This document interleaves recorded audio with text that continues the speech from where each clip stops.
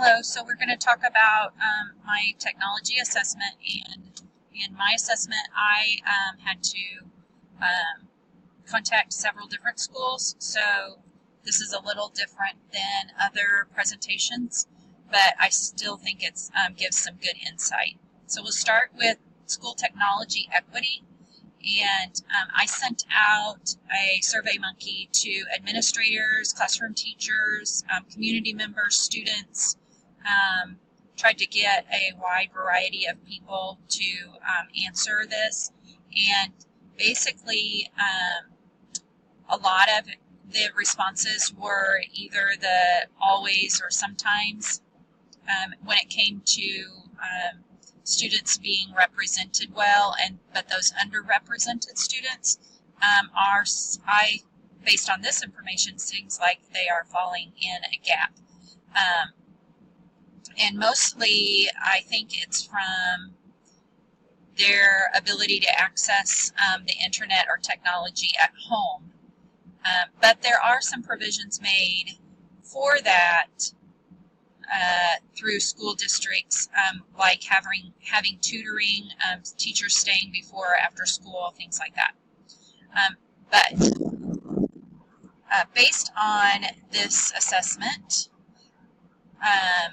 I would say that it appears that underrepresented students are not always taken into consideration when planning to use technology in the classroom. Teachers will give assignments that don't always take into consideration that someone might not have technology at home initially. So one area that might need to be addressed in the future would be if there's a way for students to get internet access at home.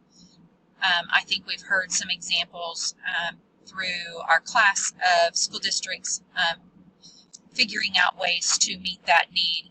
And then another area to address from administration is training teachers in order to know how to accommodate and identify even underrepresented students. Moving on to the classroom technology equity survey, I obviously gave this survey to teachers in classrooms, and so teachers seem to be pretty well aware of underrepresented students, or at least have the perception that they are, so they don't really have any stereotypes that they fall, or that they're following,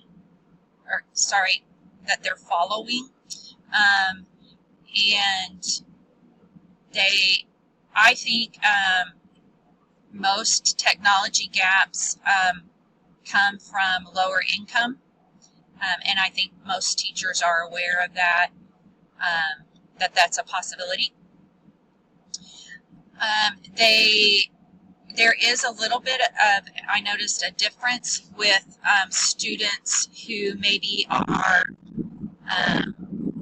part of the special education program, or they're on that kind of that line where they could be, and maybe they don't get the same leadership roles that other students who are maybe more easily adapted to technology. They don't get those leadership roles like those students do. So that might be something that classroom teachers could look into and make sure that they are providing the same opportunities across the board, no matter what the students' abilities are in the classroom. And then there's not a lot of training necessarily about technology specifically and underrepresented students, so that's something that we could work on as well. So according to those that responded to this survey, their underrepresented students are recognized and are accommodated in the classroom, but not always. There are some gaps, and it may be in that area of leadership or the access at home. In the future, it would be good to have professional development for teachers in regards to addressing those needs of underrepresented students in the classroom, and then internet usage at home as well. And that could be on the district level, and making sure that teachers make accommodations across the board for those that don't have it at home. Then there's the student technology access survey, and again, tried to have students answer this survey, and I found that desktop computers are pretty much a non-item. Laptops not really used much in the high school. It's mostly the Chromebooks or the phones that are used, and a lot of the things that we use in my workplace are pretty much obsolete in the school districts, which I think is kind of funny. But anyway, obviously phone usage is rather high. Digital readers are not used. MP3 players not used.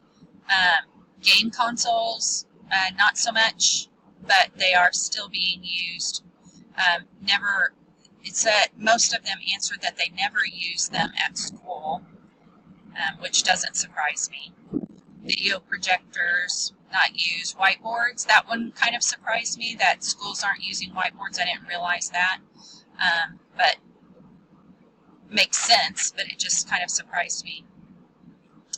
Okay, so for a summary of this survey, according to those who responded, the main technology, again, used at home is a phone, presumably one with internet access, and then technology such as MP3 players and tablets, gaming devices are still popular but obsolete at school.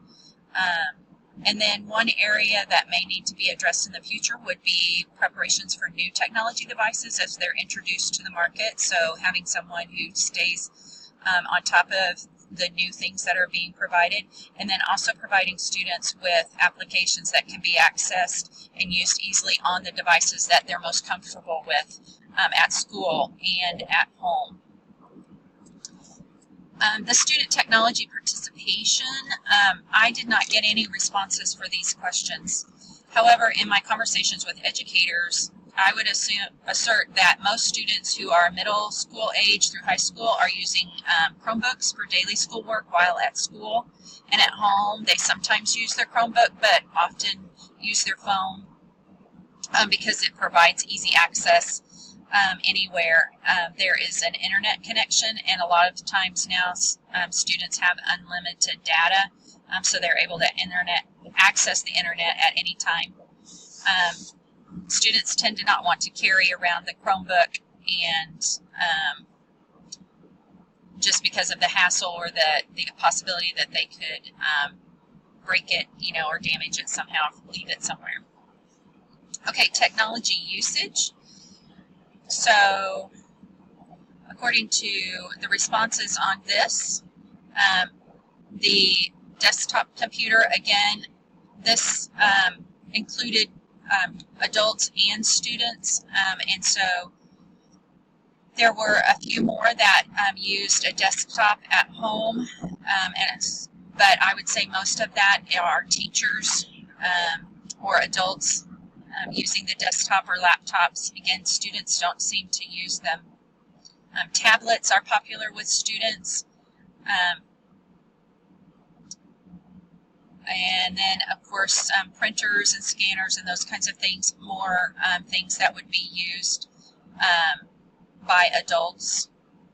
Probably working from home, maybe, I'm thinking, or things like that. Phone usage, obviously, is rather high at home and at school. I know a lot of schools have phone policies where they're not supposed to have their phones out, but they still do. Digital readers are not used very much anymore. And again, MP3 players and games consoles are not used. Video projectors, whiteboards, those kinds of things not used anymore, no matter what the setting. So In summary, whiteboards are not used as often as they were 10 years ago. Surprise, surprise. Teachers, much like their students, rely heavily on their phone and tablets, but they do still use laptops or desktops. Teachers should be kept up to date on the latest technology tools as well as new applications for different modes of technology. There may be some accommodations to assignments depending on what device is being used to access the assignment or the information. Moving right along with technology conceptual knowledge. So this survey, okay, so technology conceptual knowledge. This survey was conducted by, or answered by classroom teachers. And these teachers seem to be able to, or have caught on to the vision of their school districts as in regards to technology. They seem pretty excited about it. They feel supported by their staff, their administration, and surprisingly, a lot of them feel like that they have had adequate training in regards to technology. And a little bit less enthusiasm when it comes to implementation. There's a little bit of differences there, but again, still feeling supported. And I think sometimes technology is just intimidating, especially to teachers who are already overwhelmed with a lot of things, and several of these school districts are smaller, and so like the teacher may be not just teaching one subject, or it may be that they're teaching, they're also, nurse part-time or counselor part-time. I have one school district where the elementary principal is also a middle school math teacher. So I think sometimes just the lack of being able to explore the new technology makes it difficult. So in regards to this particular survey, I would say that teachers seem to share the vision and plans to empower students with technology, but they struggle sometimes with technical support. And also, I forgot to mention, but the legal issues related to using technology in the classroom, I don't think they always are aware of all of that. So professional development, emphasizing technical support and legal policies might be a good idea in school districts using technology in the classroom. Also making sure that teachers are aware of what their responsibilities and boundaries are in regards to technology would be beneficial. And training teachers regarding the best practices and modeling smart and safe technology use would be also beneficial. Then lastly, human relationship skills.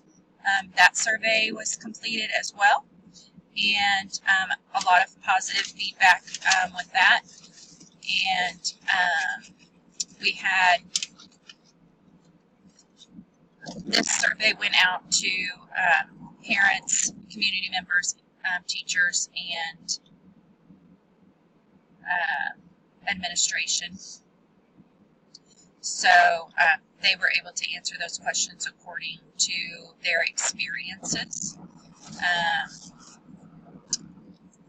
And I felt like that it was pretty typical responses using, what I would expect from teachers to say in regards to establishing good habits with technology, making sure that students are engaging and that they are listening to students and what's interesting to them and those kinds of things, and that they are setting those expectations and following through with their expectations for students. And educators often times find themselves overwhelmed by the amount of technology options that are available and the lack of time to learn the latest trends. So if a school district has a way that they could address that, that would be good. When it comes to human relationship skills, teachers have a natural tendency to address the needs of the relationship, but may need to have assistance in prioritizing